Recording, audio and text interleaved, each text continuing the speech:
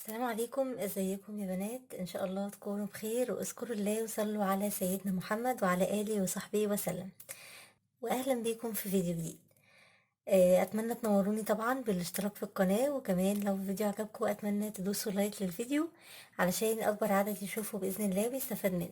النهاردة باذن الله هيكون فيديو ماسك للبشرة. باذن الله يكون مفيد ليكم وتجربوه. الماسك بتاعنا النهاردة ليه فايدتين.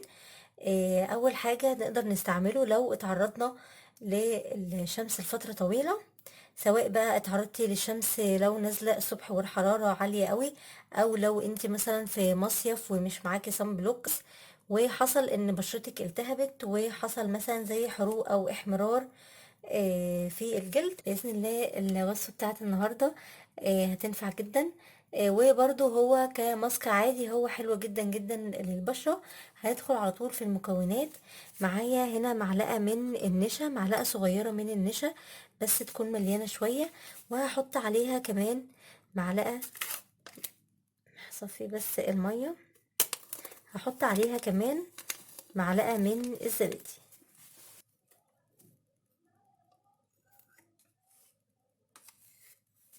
وهبتدي اني اقلب الماسك كده لغاية ما يوصل لانه يبقى عامل زي الكريم زي ما انتوا شايفين كده.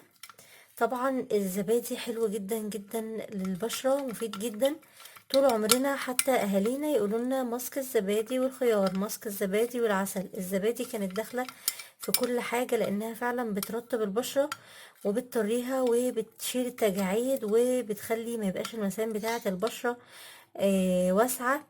وده القوام كده بتاعنا يا بنات اهو زي ما انتوا شايفين كده. لو مش عندكم زبادي ممكن تستخدموا مكانها لبن، بس طبعا الزبادي هيبقى افضل. هو حلو لو تعرضتي للشمس، وغير لو تعرضتي للشمس فهو ماسك حلو جدا جدا. بس هو الفكرة الأساسية بتاعة الماسك ده من غير أي إضافات كده، هو معمول علشان لو في أي التهابات معانا في البشرة هنبتدي إن احنا نستعمله. وسهل جدا ومكوناته هتبقى موجودة عندك في البيت. ويفضل طبعا الزبادي تبقى ساقعة أو باردة يعني. وهنحط بقى شوية كده، هتحسوا إن الحرارة ابتدت تروح من من الجلد لو متعرض للشمس. طبعا عايزه اقول لكم كمان الوقت اللي بنسيبه على البشره هنسيبه لغايه ما تقريبا ينشف. هتلاقوا ان هو بدأ يشد معاكم كده على ايديكم، زي ما بتعملوا مثلا ميه بنشا كده، بتحسوا ان النشا بتشد كده على على البشره. او مثلا مده تلت ساعه لنص ساعه بالكتير، ما يزيدش عن كده. وتبتدوا عادي تشطفوه باي ميه فتره او بفوطه نظيفه.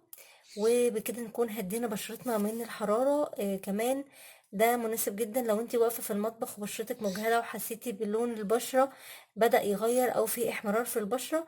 ده مناسب جدا جدا لو حسيتي بأي تغيير، وبيفتح لون البشرة وبيهدي الاحمرار واي التهابات في البشرة نتيجة التعرض للحرارة، سواء تعرض الشمس او تعرض الحرارة في اي مكان بشكل عام يعني. ده الماسك بتاع النهاردة. ويا رب الفيديو يكون مفيد ليكم وخفيف عليكم. وما تنسوش بقى تدعولي دعوة حلوة من قلبكم، واتمنى منكم الاشتراك في القناة، وكمان تدوسوا لايك وشير للفيديو. ومن هنا الفيديو الجاي اسيبكم في رعاية الله، مع الف سلامة.